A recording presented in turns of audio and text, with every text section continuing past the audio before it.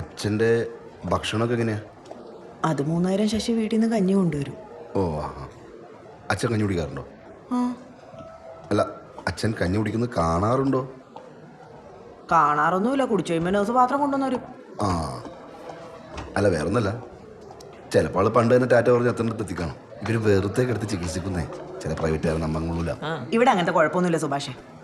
അല്ല, മറ്റേ ആ പ്രാർത്ഥന മെഡിസിറ്റിയിലായിരുന്നെങ്കിലേ ജീവൻ പോയാലും പ്രാർത്ഥിച്ചിട്ടാണെങ്കിൽ അവർ ആളെ തിരിച്ചു കൊണ്ടുവരും. അല്ല, നിങ്ങളൊന്ന് ആലോചിച്ച് നോക്കിയിട്ട്. ശശി വരുമ്പോൾ ഞാൻ പറയാം. ശശിയേട്ടനോട് പോയി അരിമ്പൂര് പോയേക്കോ? അല്ല, ഇപ്പോൾ വരുമല്ലോ അല്ലേ? അല്ല, ഇവിടെ എന്ത് ആവശ്യമുണ്ടെങ്കിലും ഞാൻ നിൽക്കാം. വേണ്ട, സുഭാഷ് പൊക്കോ. അല്ല, എനിക്കങ്ങനെ ബുദ്ധിമുട്ടാന്ന് വെച്ചിട്ട് കുഴപ്പമില്ല. എനിക്ക് വേറെ പരിപാടിയൊന്നുമില്ല. ഞാൻ ഇവിടെ അല്ല വേണ്ട, കുഴപ്പമുണ്ടായിട്ടല്ല. സുഭാഷ് പൊക്കോ. ആ എന്നാ പിന്നെ അച്ഛനടുത്തൊന്ന് ബായ് പറഞ്ഞിട്ടേ ഇറങ്ങിയേക്കാം. പോട്ടെ മോനെ.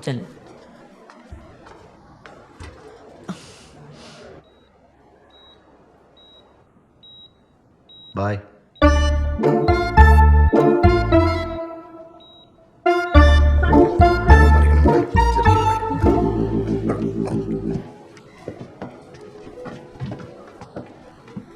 അമ്മേ, ബാഗ് ഞാൻ പിടിച്ചോളാം.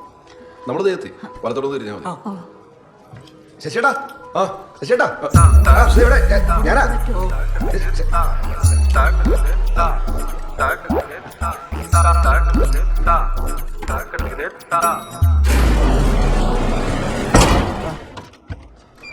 വന്നിട്ടുണ്ട്.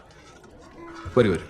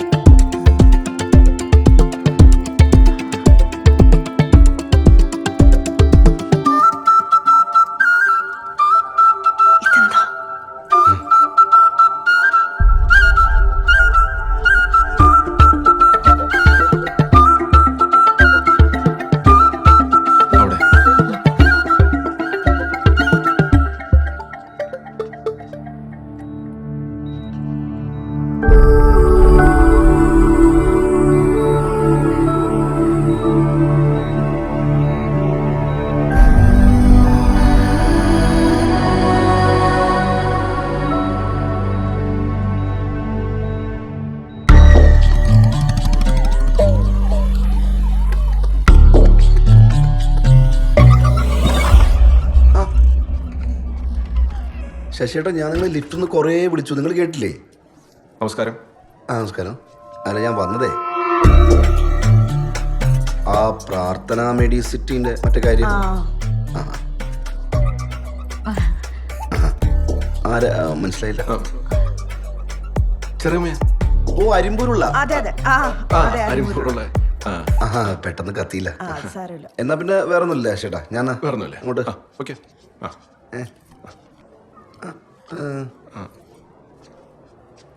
ചോപ്പായിരുന്നില്ലേ? അല്ല, നേരത്തെ ഷർട്ട് ചോപ്പായിരുന്നു. അല്ല, ഇവൻ കാലത്തോട്ട് എങ്ങനെയാ? ആണോ?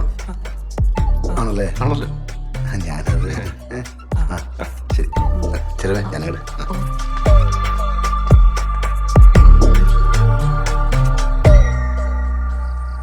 അവിടുത്തെ കാര്യങ്ങളൊക്കെ നോക്കാൻ ഇപ്പൊ പുതിയ ആൾക്കാരുണ്ടല്ലോ, അവരായിക്കോളൂ. ഇനി ഞാൻ എന്തായാലും ഇനി അങ്ങോട്ടില്ല.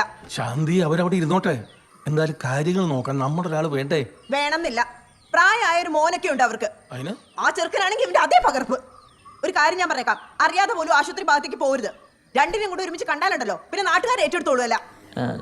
എടാ, ഇനി എന്ത് കാര്യം ഉണ്ടെങ്കിലും നീ അങ്ങോട്ട് വരാൻ നിൽക്കണ്ട. ആ ചെക്കനും ഇവനും തമ്മിൽ ഒരു വ്യത്യാസവും ഇല്ലേ? ഒരു വ്യത്യാസമില്ല. ടിറ്റു കോപ്പി. ആദ്യം കണ്ടപ്പോൾ ഞാൻ ഞെട്ടിപ്പോയി. അവന്റെ ഇവന്റെ ഹൈറ്റൊക്കെ, ഹൈറ്റും വെയിറ്റും എല്ലാം ഒരേപോലെ. ആകെ ഈ മുടിയിൽ മാത്രം കുറച്ച് വ്യത്യാസം. അതിൽ വലിയ കാര്യമൊന്നുമില്ല. നാട്ടുകാർ കണ്ടു കഴിഞ്ഞാൽ. അതെ. ആ എന്നാ ഇവള് പോയി നിൽക്കട്ടെ. ചേച്ചിക്ക് അറിയത്തില്ലേ, ആശുപത്രിയുടെ മണം തട്ടിയാൽ തന്നെ എന്റെ പാതി ബോധം പോവും അല്ലേ?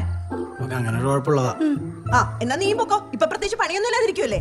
ഒരു സപ്പോർട്ടായിട്ട് വന്നേക്കൂ. എന്തായാലും എന്നെ ഇനി ആരും നോക്കണ്ട, ഞാൻ അങ്ങോട്ടില്ല. എടാ, നിന്നോട് ഞാൻ പ്രത്യേകം പറഞ്ഞേക്കാം, ആശുപത്രിയിലേക്ക് എന്നല്ല ഈ വീട്ടിൽ നിന്ന് പുറത്തേക്ക് ഇറങ്ങരുത്. സുഭാഷ കണ്ടിട്ട് പോയേക്കുന്നേ. എനിക്കാണെങ്കിൽ നിന്റെ മോന്ത കാണുമ്പോ മതിലെ പിടിച്ചിട്ട് ഒരയ്ക്കാനാ തോന്നുന്നു.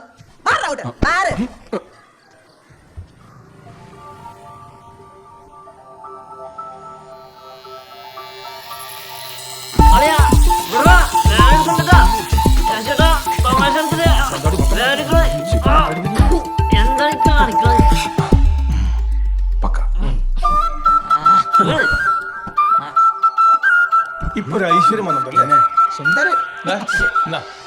നോക്കി രസിച്ചോ.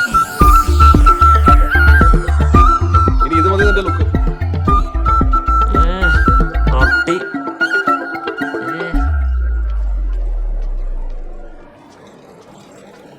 അതെ, നിങ്ങൾ ക്യാൻറ്റീനിലേക്ക് അല്ലേ, ഞാനത് കൊടുത്തിട്ടുണ്ട്. ശരി.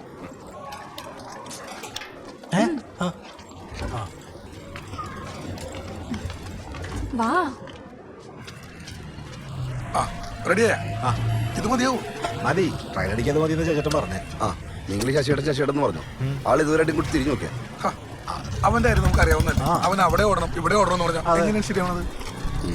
എന്തോ ഒരു സ്പെല്ലിംഗ് മിസ്റ്റേക്ക് ഉണ്ട്. ഏത് വരിയിലാണ്?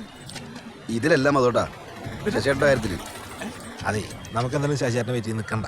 ആള് പറഞ്ഞ പോലെ ഒരു സൈഡിൽ നിന്ന് പണിയെന്ന് പറഞ്ഞാ നീ തുടങ്ങുന്നു. ഞാനതേ ആൾക്കാരിൽ പെട്ടെന്ന് എത്തിക്കാനുള്ള വഴി നോക്കട്ടെ. നീ ആ ഹരിനെയും സുനിലും വിളിച്ചിട്ടേ ഒരു റൗണ്ട് ഇറങ്ങാൻ പറ്റുമോ നോക്ക്.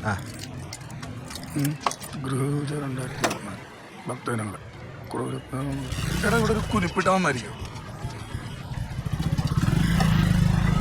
അതോട്ടാ എന്താ ഈ ശശിയേട്ടൻ മൊത്തത്തിലൊന്നും മുങ്ങിയെടുക്കുന്ന ഫീലില്ലേ? എന്ത് മുങ്ങി കിടക്കണ്? നീയല്ലേ അവൻ ആശുപത്രിയിൽ വെച്ച് കണ്ടു സംസാരിച്ചത്? അല്ല അതൊക്കെ ഓക്കെ, എന്നാലും എന്തോ ഒരു കള്ളലക്ഷണമുള്ള പോലെ. ആർക്ക്? അതോട്ടാ ഈ ശശിയേട്ടൻ അനിയല്ലേ അനി, ഞാൻ അവൻ ആശുപത്രിയിൽ വെച്ചിട്ട് 2 സ്ഥലത്ത് ഒരേ സമയം മാറി മാറിക്കണം. അതിലെന്തൊരു ബന്ധി കേട്ടില്ലേ? അതിലെന്ത് ബന്ധികേട്? ഈ ഭരതൻ നായർക്ക് വല്ല ചിന്ന വീട് സെറ്റപ്പ് ഉണ്ടോ എന്നൊരു. നീ കയറി കയറി എങ്ങോട്ടേ പോണത്? അതെ, നിന്റെ ഈ തൊഴുത്തിക്കുത്ത് സ്വഭാവത്തിന് അടി ആരൊക്കെയാണ് ഓങ്ങി വെച്ചേക്കണെന്ന് എനിക്ക് തന്നെ അറിയാൻ പാടില്ല. അതോട്ടാ ഞാൻ ആ ചെറുക്കനെ ആശുപത്രിയിൽ വെച്ച് 2 സ്ഥലത്ത് ഒരേ സമയം കണ്ടു. എടാ, അങ്ങനെ നോക്കണമെങ്കിൽ ഈ 2 സ്ഥലത്തും ഒരേ സമയം നീ ഉണ്ടായില്ലേ? അപ്പൊ നീ രണ്ടെണ്ണ. നീ ഇത് എന്നോട് പറഞ്ഞത് പറഞ്ഞു, ഇനി ആരോടും പറയാൻ നിൽക്കണ്ട കേട്ടാ. 2 ഇടത്ത് രണ്ടത് ഒരാള് എന്നെ വേറെ എടുത്ത് വെച്ചുകൊണ്ട ഞാൻ 2 പറയും.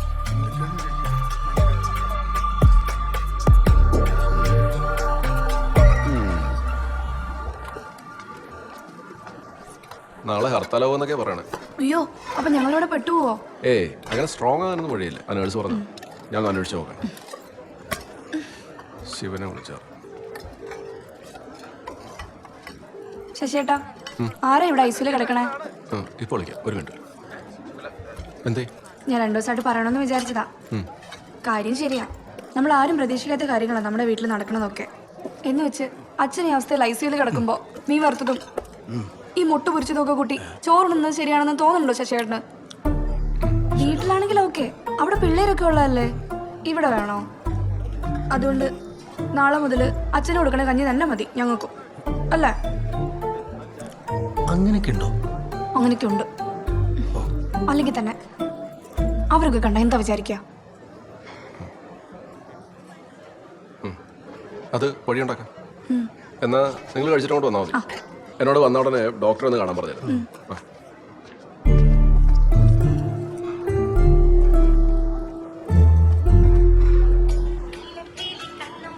ആ മധുട്ടാ,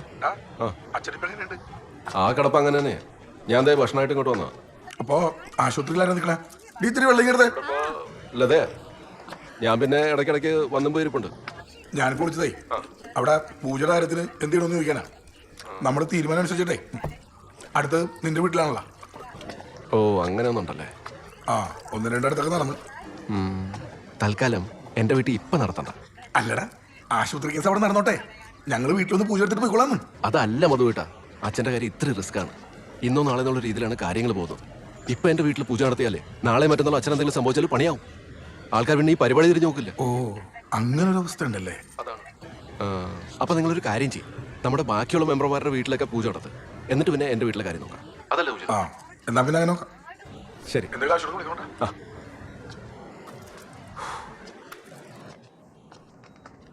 അച്ഛാ, അതെ, ആരെ പറ്റിക്കാൻ ഈ ഉറക്കം? അച്ഛന് പഴയ പോലെ ക്ഷീണമൊന്നുമില്ലല്ലോ ഇപ്പോ? അത് ശരിയാ, ഇപ്പൊ മനസ്സിലൊരാശ്വാസമുണ്ട്. എന്തോ വലിയൊരു ഭാരം ഒഴിഞ്ഞു പോയ പോലെ. ഈ ആശ്വാസമാണ് നമുക്ക് വേണ്ടത്. ഭാരമൊക്കെ ദേ ഇവിടെ അങ്ങ് ഏൽപ്പിച്ചാൽ മതി. അച്ഛൻ ഇതുപോലെ തന്നെ ചില്ലായിട്ട് മുന്നോട്ട് പോവുകയാണെങ്കിൽ കുറെ കാലം കൂടെ സുഖമായിട്ട് ജീവിക്കാം. മനസ്സിലായില്ല. കഴിഞ്ഞ 2-3 ദിവസമായിട്ട് അച്ഛൻ്റെ മെന്റൽ ഹെൽത്തിൽ നല്ല ഇമ്പ്രൂവ്മെന്റ് ഉണ്ട്. ഇതുപോലെ ഒന്ന് മെയിൻറ്റെയിൻ ചെയ്ത് നിങ്ങളൊന്ന് ഹെൽപ്പ് ചെയ്താൽ മതി. ഇനിയിപ്പോൾ നമുക്ക് വാർഡിലേക്ക് മാറാം. 2 ദിവസം കഴിഞ്ഞിട്ട് ഡിസ്ചാർജ് ചെയ്യാം. ഓക്കെ? വലിയൊരു ഹേർഡിലാണ് പുള്ളി ചാടിക്കിടന്നത്.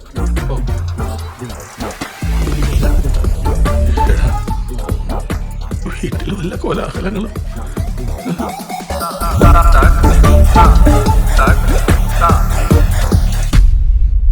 അയ്യോ അതെന്തായാലും നടക്കില്ല. നിങ്ങളിവിടെ വരുന്നവരെ ഞങ്ങൾ തന്നെയാണല്ലോ അച്ഛൻ്റെ കാര്യങ്ങളൊക്കെ നോക്കിക്കൊണ്ടിരുന്നത്. അതുപോലെ തന്നെ നോക്കിക്കോളാം. ഇവിടെ വരുന്ന വരെ ശരി. പക്ഷെ നമ്മളിവിടെ വന്നു കഴിഞ്ഞപ്പോൾ എനിക്ക് മനസ്സിലായേ ഇവിടുത്തെ കാര്യങ്ങൾ ഒന്നും ശരിയല്ലാന്ന്. ശാന്തിന്റെ പെരുമാറ്റം ഞാൻ അന്ന് കണ്ടല്ലേ. പിന്നെ അമ്മേന്റെ കാര്യം എനിക്ക് നല്ലോണം അറിയാം. അയ്യോ അവരെപ്പോഴും അങ്ങനെയൊന്നും അല്ല പെരുമാറാറുള്ളത്. അല്ലായിരിക്കും, സമ്മതിച്ചിന്. ഇപ്പൊ ഇവിടെ നടക്കുന്ന പ്രശ്നങ്ങളൊക്കെ ഓരോ മനസ്സിലുള്ളതുകൊണ്ടായിരിക്കാം അങ്ങനെയൊക്കെ പെരുമാറുന്നത്. അതെ, പക്ഷെ ഈ പ്രശ്നം മാറാൻ പോകുന്നില്ലല്ലോ.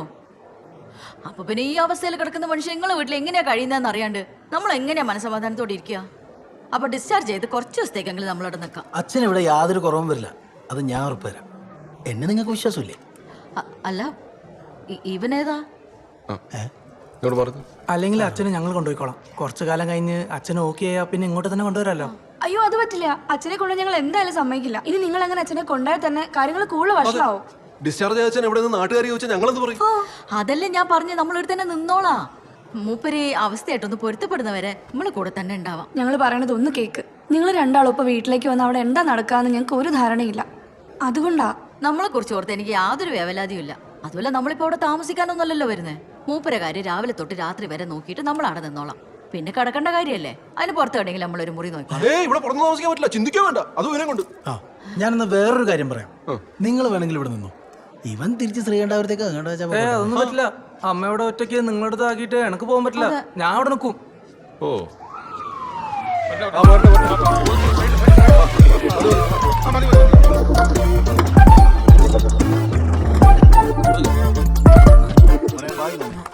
ആ പിടിക്കാം. മോനെ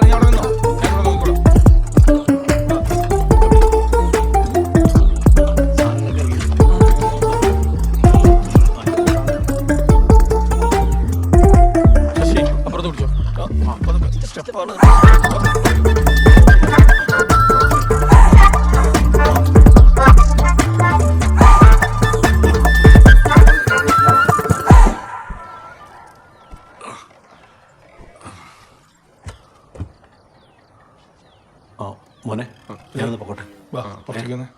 ടിപ്പ്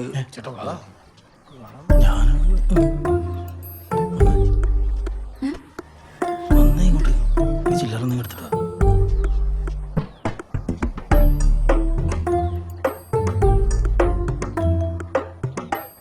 അച്ഛാ, അച്ഛന് കുടിക്കാൻ വല്ലതും വേണം?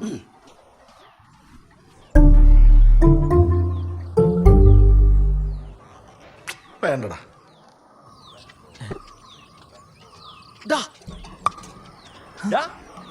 ആംബുലൻസ് ഒക്കെ പോണണ്ടല്ല. അച്ഛൻ വന്നാ അതെ പോയാ? ഏയ് വന്നതാ ഉള്ളൂ, പോയതാവില്ല. പോയതാണെങ്കിൽ ഇതായിരിക്കില്ലല്ലോ അവിടുത്തെ അന്തരീക്ഷം. നീ അവനൊന്ന് ശ്രദ്ധിച്ചു നോക്കി. മൊത്തത്തിലാകെ ഒരു മാന്യത. അത് വീട്ടുകാരെ കുപ്പിലാക്കിട്ടേ നാട് വിടാനുള്ള പരിപാടി ആയിരിക്കുള്ളൂ. 10-ാം തീയതി വഴുതക്കാട്ടെ ടീമായിട്ട് മാച്ച് വെച്ചിട്ടുണ്ട്. നിനക്ക് വരാൻ പറ്റുമോ? എടാ ആളില്ലടാ, നീ വെറുതെ ജയിച്ചിട്ട് വന്നാ മതി. എടാ ഗോളൊന്നും അടിക്കണ്ടാന്ന്. അവൻ ജന്മം പോയ വായ തുറക്കണ്ടോ നോക്കിയേ.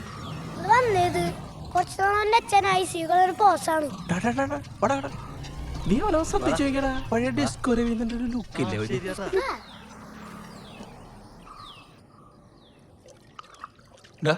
ശശി, നീ അവരെ അകത്തേക്ക് വിളിച്ചുകൊണ്ട് വന്നേ. അല്ലെങ്കിൽ ഓരോരുത്തരും മിണ്ടാനും പറയാൻ അകത്തേക്ക് കയറി വന്ന കാര്യങ്ങൾ കയ്യിൽ പോകും. ചേട്ടൻ ഒന്ന് വിളിച്ചോ? ഏയ് ഞാനൊന്നുമില്ല. എനിക്ക് അല്ലെങ്കിൽ തന്നെ ചിരിച്ചുകൊണ്ട് വിളിക്കണോ ദേഷ്യത്തോട് വിളിക്കണോ എന്നൊരു കൺഫ്യൂഷൻ. നീ അങ്ങ് വിളിച്ചാൽ മതി. ചെല്ലടാ.